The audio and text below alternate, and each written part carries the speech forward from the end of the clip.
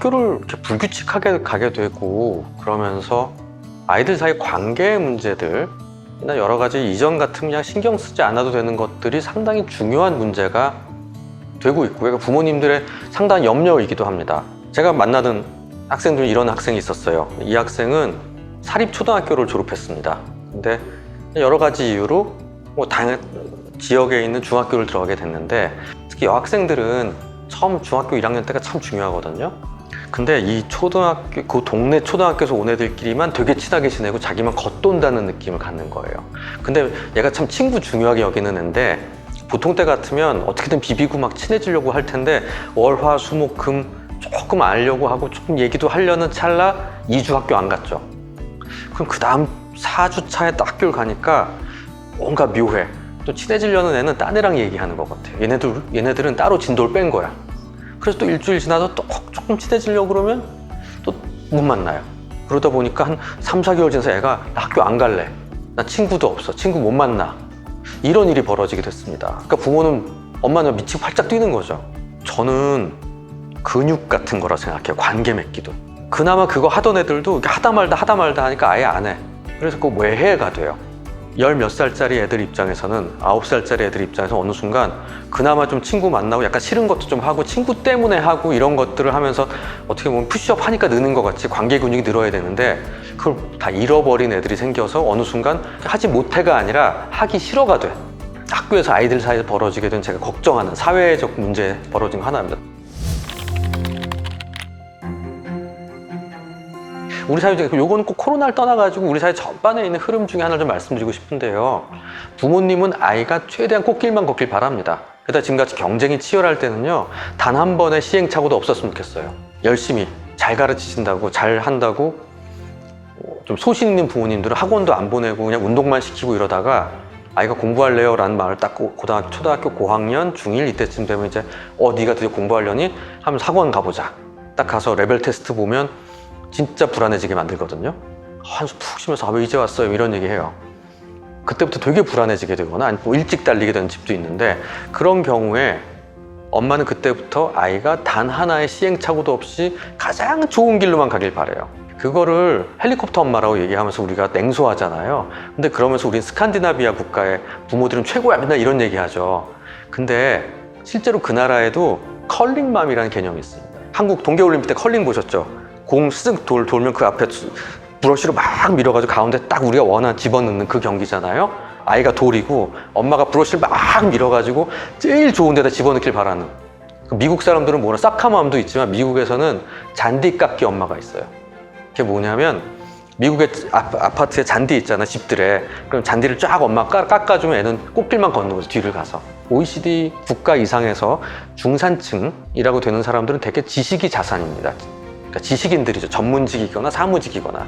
그럼 이 경우에 자기의 중산층의 지위를 물려주는 길은 뭐죠?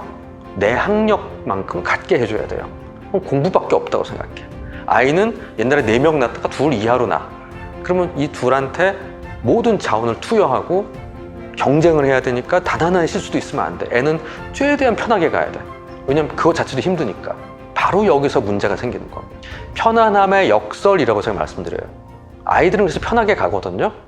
그러다 보면 자기가 원하는 게 조금만 안 돼도 틀어지고요. 굉장히 알레르기 반응 같은 게 일어나게 되고요. 이상은 높은데 현실이 모자라면 거기서 난리가 나고요. 아예 안 해버리게 되고요. 도리어 중학교 때 좀 힘들어 보면 되는데 막 고3 때, 대학교 때 내 인생은 뭐지? 뭐 이런 얘기하는 청년들을 전 많이 보게 됩니다. 근데 이거는 어쩔 수 없는 현상이에요. 우리가 집중 육아란 말 많이 하거든요. 그러니까 이 부모님이 내 아이를 정말 잘 키우고 싶은 좋은 마음이에요. 근데 모든 선한 의도가 좋은 결과를 가져오는 건 아니잖아요.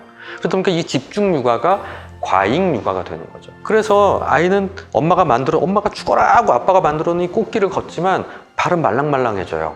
친구 사이에 작은 다툼이 있거나 아니 선생님한테 조금 혼나거나 시험을 살짝 못 보거나 아니 다른 애랑 비교했을 때 사실 열폭하는 일이 생기면 그냥 그런가 보다가 아니라 까부러져 버려요.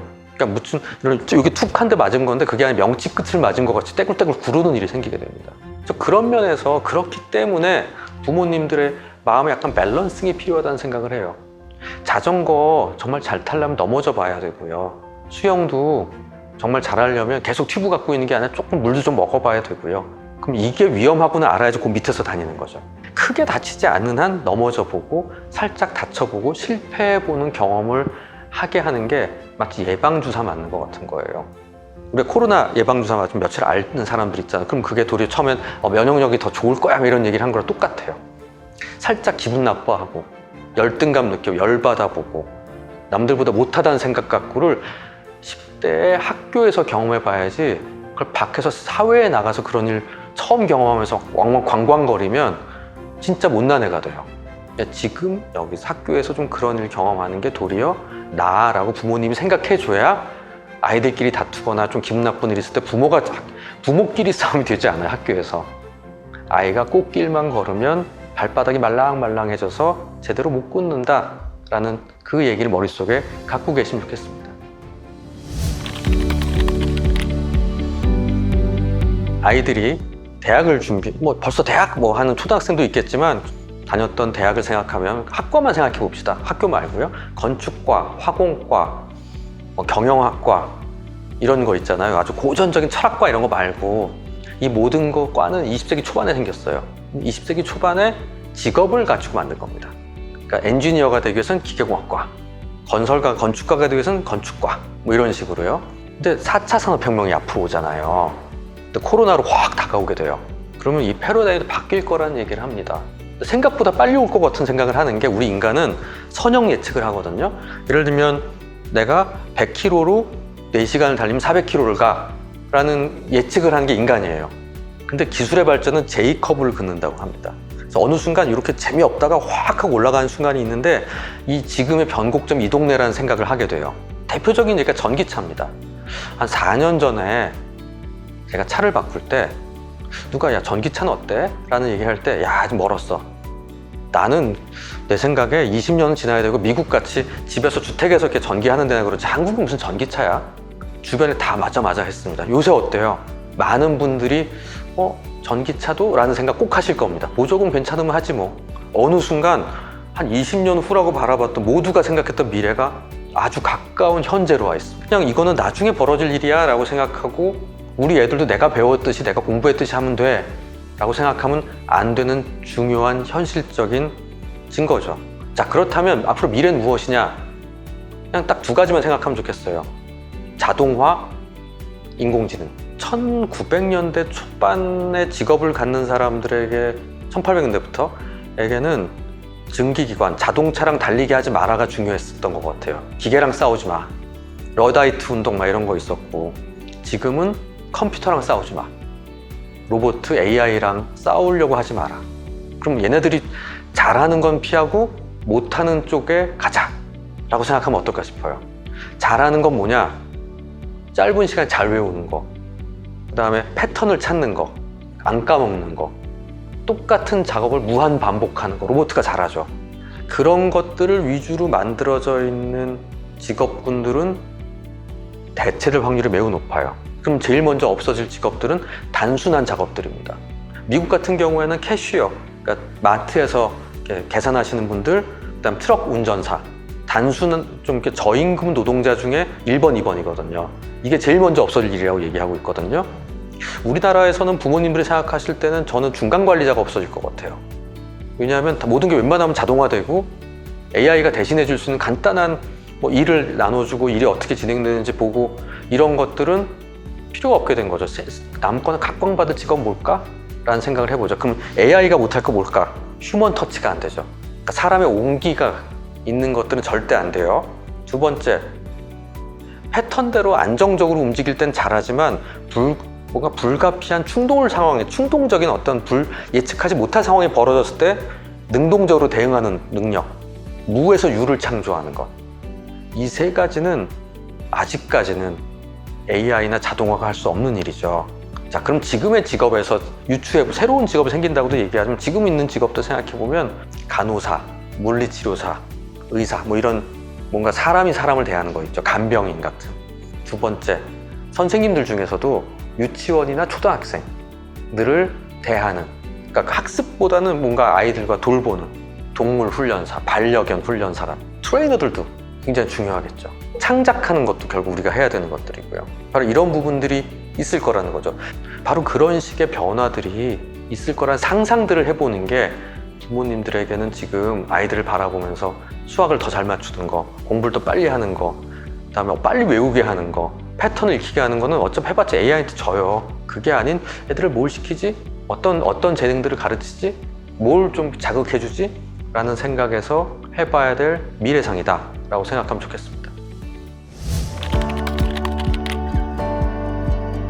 미래 사회를 위해서 필요한 능력이 뭐냐고 물어보시면 저는 아주 심플하게 답할 때가 있어요. 두 가지만 생각하자. 체력, 리터러시. 리터러시는 좀 어려운 말이니 나중에 설명하고, 체력, 원시 시대로 돌아가냐? 라고 볼 수도 있겠지만 결국은 체력이더라고요. 제가 경험해 보니까. 먼저 좀 분명히 말씀드리고 싶은 건 자유로운 게 최고예요. 나중에 애는 결국 자기 길을 찾을 거예요. 전 이런 거 안 믿어요. 아직까지는요, 대학 가는 게 맞아요. 좀 좋은 대학 가면 더 좋고요. 다만 너무 아니면 아닌 거지만 여러 가지 덕목들도 함께 배우는 게 좋은데 그 과정 안에 아이들이 정말 중요하게 힘을 써야 될 때 지쳐버리는 걸 참 많이 봐요. 의외로 제가 만난 상담하는 친구들 중에, 옆에서 본 친구 중에 선수였다가 중학교 후반, 고등학교 때쯤 여러 이유로, 부상이나 뭐 여러 가지 이유로 그만두고 공부해서 잘 된 애들이 있어요. 와, 진짜 체력 좋으니까 끝까지 가더라고요, 애들이. 나중에도 그렇고 유학을 간 사람들도 얘기하는 게, 한국 애들은 한 이틀 밤새면 죽을 것 같은데 서양 애들, 운동 많이 하던 애들은 한 이틀 밤새도 다음날 샤워하고 또 공부한다고. 체력이라는 게 결국은 마음의 힘도 강하게 만들어주거든요. 그래서 시간이 비고 기회가 된다면 좀 체력을 가질 수 있는 부분에 신경을 좀 많이 쓰자라는 말씀을 드리고 싶어요. 체력이 강해야 끝까지 가니까. 또 머릿속에 보약 먹여야지, 비타민 먹여야지 이러지 마시고요. 조금이라도 뛰고 걷고 시간이 있어서 빈 시간이 있다면 그러면 교과를 하나 더 시켜야지, 학원을 더 다니게 해야지 보단 뭐 어딘가에서 몸을 움직이게 하고 그걸 즐겁게 하는, 그럴 수 있으면 참 좋겠다. 미래를 위해서. 두 번째, 리터러시란 얘기를 드리고 싶어요. 리터러시는 한국말로 문해력이라고 합니다. 한글을 깨치는 거야? 그게 아니라, 한글을 그럼 3살, 2살 때 가르치란 말이에요? 그게 아니라 여기서 말하는 문해력은요, 조금 어렵고 긴 글을 소화하는 능력입니다. 지금 한 20대까지도 정보를 취득하는 것들이 아주 찰나적이에요. 지금 유튜브 보면요, 굉장히 니체 철학 5분 순삭 뭐 이런 거 있어요. 뭐 2시간 반짜리 반지의 제왕 5분 순삭. 굉장히 꽤 어렵고 복잡한 얘기를 5분에 10분에 설명해 주는데 보고 나면 내가 봐도 신기해. 정신분석 10분에 얘기해 주기 보면 와, 정말 설명 잘했다. 그걸 보고 안다란 착각을 하게 돼요. 살짝 검색해서 뭐 네이버, 포탈, 위키 이런 데 있는 내용을 좀 보고 나면 아, 나 이거 알아 라고 하고 그만둬 버려. 10명 중에 9명이 그런 식으로 그만둘 때 내 아이는 그것과 달리 조금 두껍고 어렵고 소화하기 힘든 문헌을 읽는 능력을 가졌으면 좋겠어요. 그게 리터러시예요. 조금 어렵고 복잡한 것들을 어렵게 소화해 본 경험을 하는 건 마치 요가로 치면 그냥 스트레칭 하는 게 아니라 꽤 어려운 포즈를 해본 거와 같아요. 수술로 치면 맹장 수술해 본 사람이랑 굉장히 어려운 췌장암 수술해 본 사람은 실력 차이가 나는 거랑 같은 거죠. 보기만 한 게 아니라 실제로 그런 경험을 해보는다는 거는 결국 나중에 이 조금 더 깊은 곳에 있는 정보들을 취합해서 시줄과 날줄로 엮어서 그걸 내 것으로 만드는 경험을 하는데 매우 도움이 됩니다. 문해력, 에디팅, 정보는 지금 너무 많아. 이 정보들을 어떻게 잘 에디팅할까? 리터러시와 에디팅이라는 것들을 기를 수 있게 도와주는 건 부모가 의도적으로 해야 돼요. 이 두 개 다, 왜냐면 아이들은 가만히 두면 안 하는 거기 때문에. 그래서 이것들을 애들이 잘 할 수 있다. 그러면 나머지 9명, 10명 중에 9명의 애들과 확연히 차이가 나는 차별적인 능력치를 갖게 된다 라는 생각을 해보면 좀 의욕이 생기지 않으실까 싶습니다.